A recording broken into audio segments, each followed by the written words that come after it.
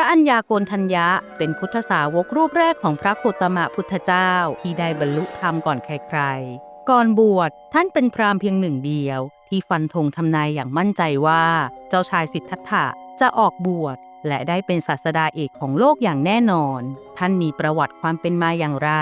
แล้วช่วงท้ายๆหลังจากท่านบรรลุธรรมแล้วหายไปไหนซึ่งไม่ค่อยมีใครทราบกันนะคะแต่วันนี้เรามาเล่าให้ฟังกันค่ะย้อนไปในอดีตการสมัยพระพุทธเจ้าปทุมมุตระจุดเริ่มต้นแห่งความปรารถนาที่จะได้บรรลุธรรมก่อนใครๆพระอัญญาโกณทัญญะได้เกิดเป็นชายหนุ่มชาวหงสาวดีบุตรของขหบดีมหาศาลวันหนึ่งชายหนุ่มนั้นได้ไปเข้าเฝ้าพระพุทธเจ้าที่พระวิหารพร้อมกับพวกชาวเมืองเพื่อฟังธรรมเช่นเคยในวันนั้นเองเขาได้เห็นพระพุทธเจ้าทรงตั้งพระสาวกรูปหนึ่งไว้ในตำแหน่งเอตทัคคาด้านรัตตัญญูหมายถึงผู้รู้ราตรีนานซึ่งก็หมายถึงได้บวชก่อนใครได้รู้ได้ฟังมากนั่นเองค่ะเขาก็เลยเกิดศรัทธาปรารถนาอยากจะเป็นเช่นพระสาวกรูปนั้นบ้างจึงได้เข้าไปทูลอาราธนานิมนต์พระพุทธเจ้าปทุมุตระและพระสาวกไปรับการถวายมหาทานที่เรือนของตนเป็นเวลา7 วันชายหนุ่มก็ถวายมหาทานจนมาถึงวันที่7วันสุดท้ายเขาก็ได้สั่งให้คนเปิดเรือนคลังที่เก็บผ้าเอาไว้แล้วชายหนุ่มก็นำผ้าเนื้อดีเลิศมาวางถวายไว้แทบยุคลบาทถวายแด่พระพุทธเจ้าปทุมมุตระและพระสาวกแล้วกราบทูลว่าขอให้ข้าพระองค์ได้เป็นเมืองภิกษุรูปที่พระองค์ทรงแต่งตั้งไว้ในตำแหน่งเอตทัคคะด้านรัตตัญญูเมื่อ7 วันก่อนด้วยเถิดขอให้ได้บวชในศาสนาของพระพุทธเจ้าพระองค์ใดพระองค์หนึ่งในอนาคตแล้วได้รู้แจ้งธรรมก่อนใครทั้งสิ้นพระพุทธเจ้าปทุมมุตระเห็นว่าเป็นการตั้งความปรารถนาโดยชอบแล้วทรงตรวจดูความเป็นไปในอนาคตด้วยพระญาณแล้วทรงเห็นว่าความปรารถนานี้สำเร็จได้แน่จึงทรงพยากรณ์ว่าในอีก100,000 กับข้างหน้าจะมีพระพุทธเจ้านามว่าโคดมจักเสด็จอุบัติขึ้นในโลกเธอจักได้ออกบวชเป็นสาวกของพระองค์จักได้รู้แจ้งธรรมก่อนใครและได้รับตำแหน่งเอตทัคคะด้านรัตตัญญูเมื่อได้ฟังพระพุทธเจ้าตรัสพยากรณ์แล้วชายหนุ่มก็เกิดปิติโสมนัสเป็นอย่างยิ่งได้ทำบุญกุศลอย่างต่อเนื่องต่อมาเมื่อพระพุทธเจ้าปทุมมุตระเสด็จดับขันปรินิพพานแล้วเขายังได้เป็นกำลังสำคัญในการสร้างกำแพงแก้วล้อมพระเจดีย์บรรจุพระบรมสารีริกธาตุของพระองค์เมื่อถึงวันประดิษฐานพระเจดีย์ก็ได้เขาสร้างเรือนแก้วไว้ภายในพระเจดีย์อีกจากนั้นบุญส่งผลให้เวียนว่ายตายเกิดในภพภูมิต่างๆจนมาถึงในการศาสนาของพระพุทธเจ้าวิปัสสีในชาตินั้นพระอัญญาโกณทัญญะท่านเกิดเป็นบุตรของกดุมพีชาวเมืองพันธุมมดีและมีชื่อว่ามหาการมีน้องชายคนหนึ่งชื่อว่าจุลการพี่น้องทั้งสองคนนี้ก็มีอุปนิสัยแตกต่างกันค่ะมหาการเลื่อมใสในพระพุทธเจ้าวิปัสสีแต่จุลการกลับไม่เลื่อมใสใดๆเลยเพราะฉะนั้น2 คนพี่น้องจึงมีความเห็นขัดแย้งกันอยู่ตลอดเวลาในเรื่องการทำบุญต่อมามหาการได้แบ่งที่นาออกเป็น2 ส่วนโดยให้ส่วนหนึ่งเป็นของตนเองและอีกส่วนหนึ่งนั้นเป็นของจุลการเมื่อที่นาของมหาการให้ผลผลิตเขาก็จะนำมาทำบุญตลอดจนสิ้นอายุไขจากนั้นบุญส่งผลให้เวียนว่ายตายเกิดในภูมิต่างๆจนมาถึงชาติสุดท้ายก็ได้มาเกิดณตระกูลพราหมณ์มหาศาลในหมู่บ้านโทนวัตถุกรุงกบิลพัสเป็นพราหมณ์หนุ่มผู้หนึ่งมีนามว่าโกณทัญญะแล้วได้ศึกษาศิลปวิทยาจบไตรเพศและรู้ลักษณะมนต์คือตำราการทายลักษณะอย่างเจนจบในเวลาวันนั้นเจ้าชายสิทธัตถะประสูติได้5 วันพระเจ้าสุโธทนะพระราชบิดาได้เชิญพราหมณ์ถึง108 คนมาเลี้ยงโภชนาอาหารในพระราชวังเพื่อทำพิธีทำนายพระลักษณะตามราชประเพณีโดยมีการคัดเลือกพราหมณ์ผู้มีความเชี่ยวชาญเป็นพิเศษจาก108 คนเหลือ8 คนและโกณทัญญะก็ได้อยู่ในพราหมณ์จำนวน8 คนที่ผ่านการคัดเลือกนี้ด้วยในบรรดาพราหมณ์ทั้ง8 คนนั้นโกณทัญญะซึ่งเป็นพราหมณ์ที่มีอายุน้อยที่สุดในนั้นจึงได้ทำนายเป็นคนสุดท้าย ฝ่ายพราหมณ์7 คนแรกได้พิจารณาตรวจดูพระลักษณะของสิทธัตถะอย่างละเอียดแล้วจึงยกนิ้วมือขึ้น2 นิ้วเป็นสัญลักษณ์ในการทำนายเป็น2ในเหมือนกันทั้ง7 คนว่าพระราชกุมารนี้ถ้าดำรงอยู่ในเพศคฤหัสถ์จักได้เป็นพระเจ้ามหาจักรพรรดิได้รับชัยชนะทั่วทั้งปัตตภีแต่ถ้าออกบวชจักได้ตรัสรู้เป็นพระสัมมาสัมพุทธเจ้าเป็นศาสดาเอกของโลกเมื่อถึงคราวโกณฑัญญะพราหมณ์ทำนายก็ได้พิจารณาตรวจดูลักษณะของพระกุมารโดยละเอียดแล้วได้ยกนิ้วขึ้นเพียงนิ้วเดียวเป็นการยืนยันการพยากรณ์อย่างเด็ดเดี่ยวเป็นในเดียวเท่านั้นว่าพระราชกุมารผู้เปี่ยมไปด้วยมหาบุรุษลักษณะอย่างนี้จะไม่อยู่ครองเพศคฤหัสถ์อย่างแน่นอนจักต้องเสด็จออกบรรพชาและได้ตรัสรู้เป็นพระสัมมาสัมพุทธเจ้าอย่างแน่นอนจวบจนการเวลาล่วงเลยผ่านไป29 ปีโกณฑัญญะพราหมณ์ทราบข่าวว่า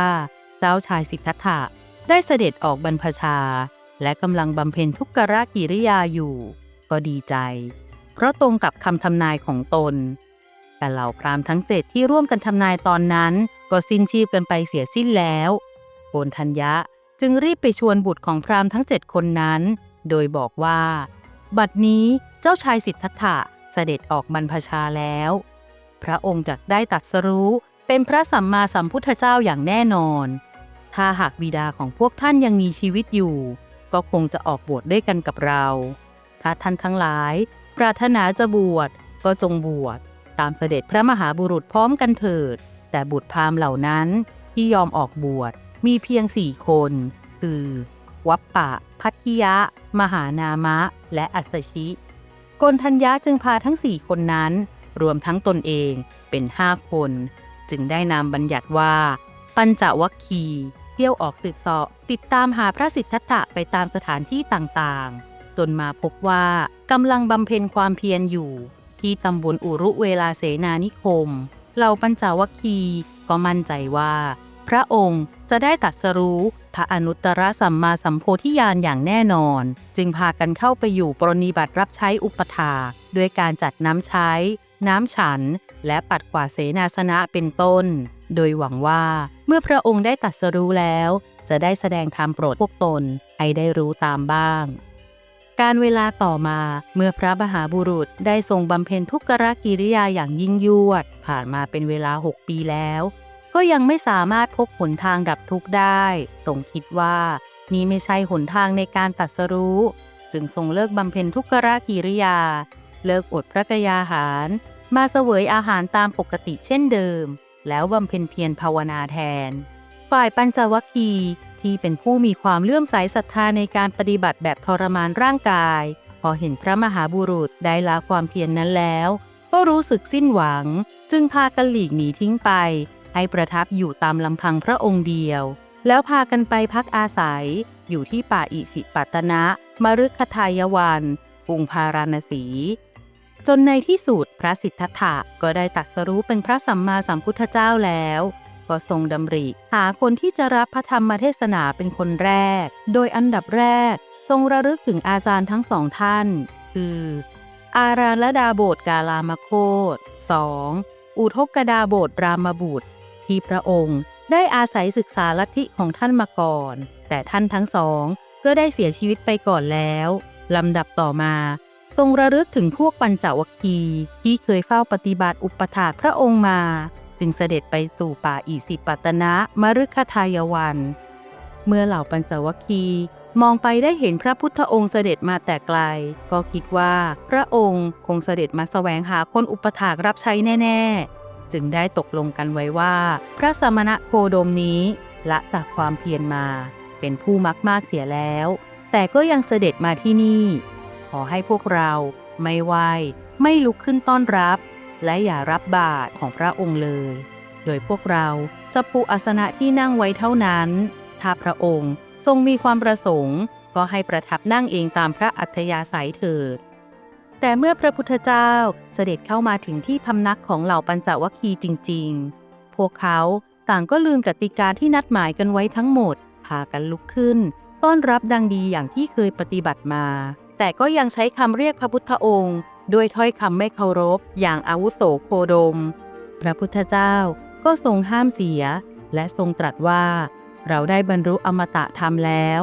เธอทั้งหลายจงตั้งใจฟังเถิดเราจะแสดงให้ฟังเมื่อเธอปฏิบัติตามที่เราสอนแล้วไม่นานก็จะบรรลุอมตะธรรมนั้น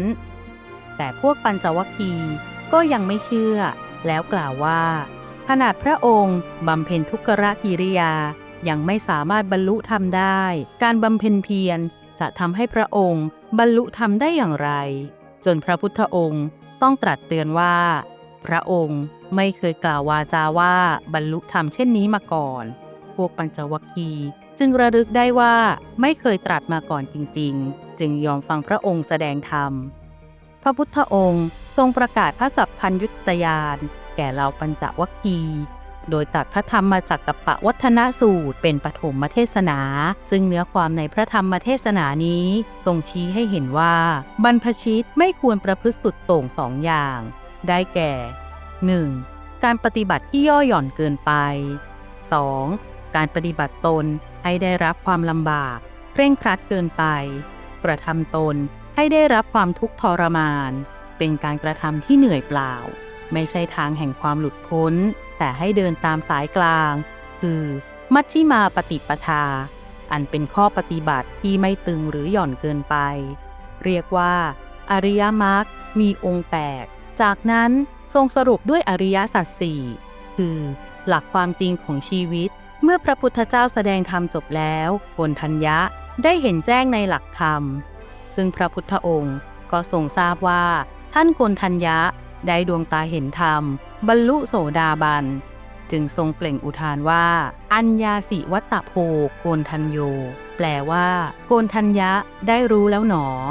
ดังนั้นโกณฑัญญะจึงได้ชื่อว่าพระอัญญาโกณฑัญญะนับแต่นั้นมาค่ะจากนั้นท่านโกณฑัญญะได้ทูลขอบวชเป็นพระภิกษุในพระพุทธศาสนา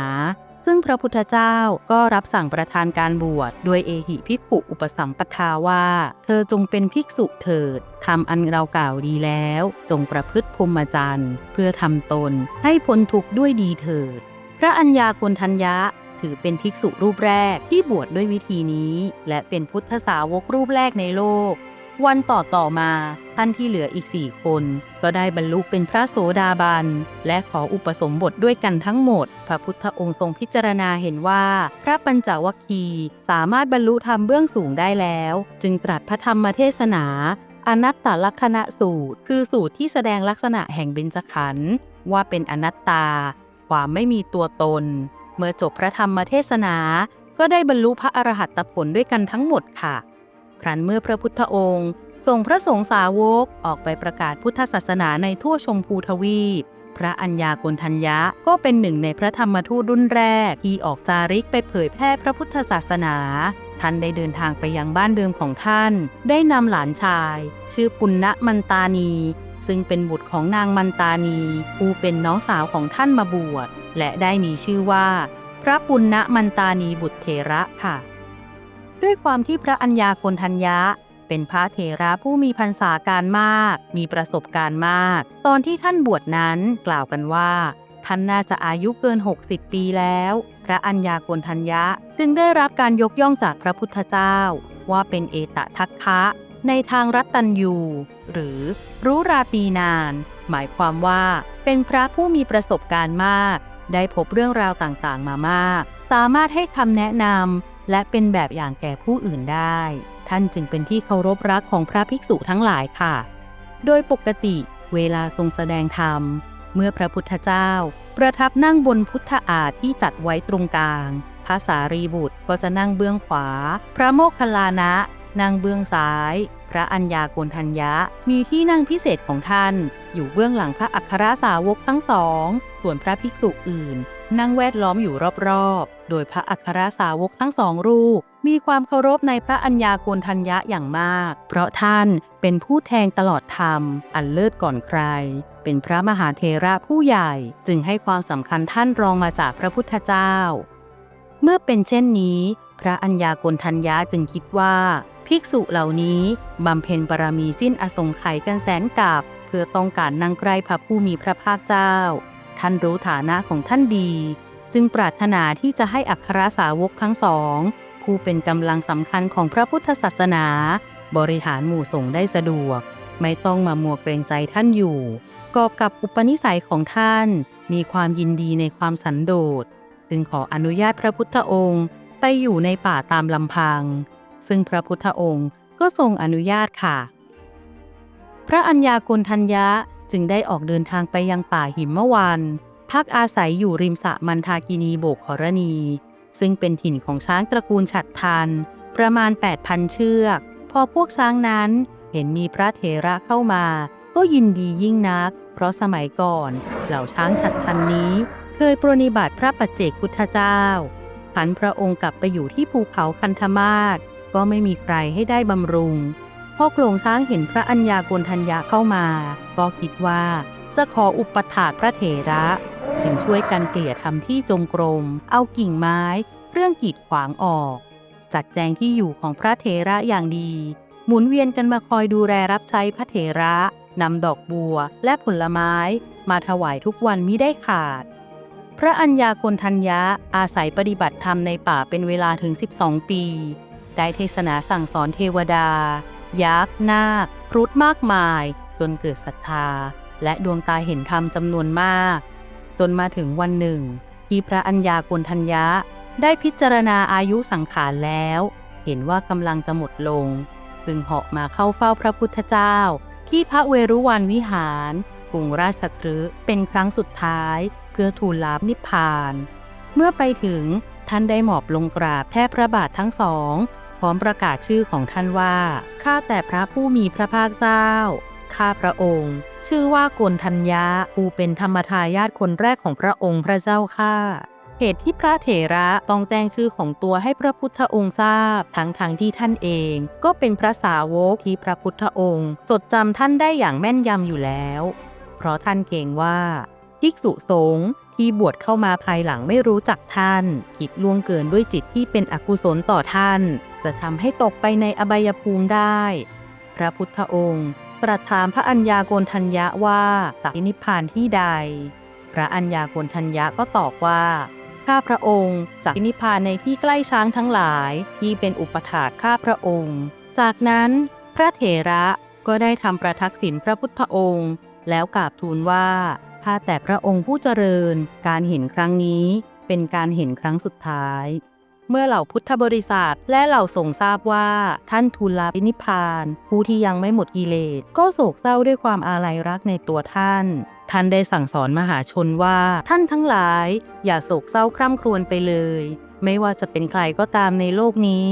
เมื่อสังขารเกิดขึ้นแล้วย่อมแตกทำลายไปเป็นธรรมดาแล้วพระอัญญาโกณฑัญญะก็เหาะขึ้นสู่อากาศมุ่งหน้าไปที่ริมสระโบกขรณีมันทากินีปฏิบัติกิจเรียบร้อยแล้วก็เข้านิโรธสมาบัติพอล่วงเข้ายาม3พระอัญญาโกณฑัญญะก็เข้านิพพานค่ะในเวลาย่ำรุ่งฝ่ายช้างที่อุปถากพระอัญญาโกณฑัญญะไม่รู้ว่าพระเถระนิพพานแล้วก็จัดเตรียมเครื่องใช้ตามปกตินำดอกบัวและผลไม้มายืนรออยู่ตั้งแต่เช้าตรู่เมื่อไม่เห็นพระอัญญาโกณฑัญญะออกมาจนพระอาทิตย์ขึ้นก็คิดว่าทำไมท่านยังไม่ออกจากบรรณศาลาจึงเคาะประตูกุฏิเบาๆพระเถระก็ยังไม่ออกมาจึงเอางวงเปิดหน้าต่างดู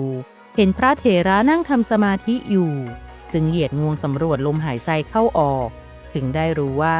พระอัญญาโกณฑัญญะได้นิพพานไปแล้วก็ร้องลั่นเสียงดังไปทั่วทั้งป่าเมื่อช้างทั้งหมดมาประชุมกันแล้วก็ยกพระอัญญาโกณฑัญญะขึ้นบนกระพองหน้าของหัวหน้าโขลงยืนบูชานิ่งๆไม่ไหวติงต้นไม้ทุกต้นในป่าหิมวันออกผลบูชาท่านพร้อมกันเป็นที่น่าอัศจรรย์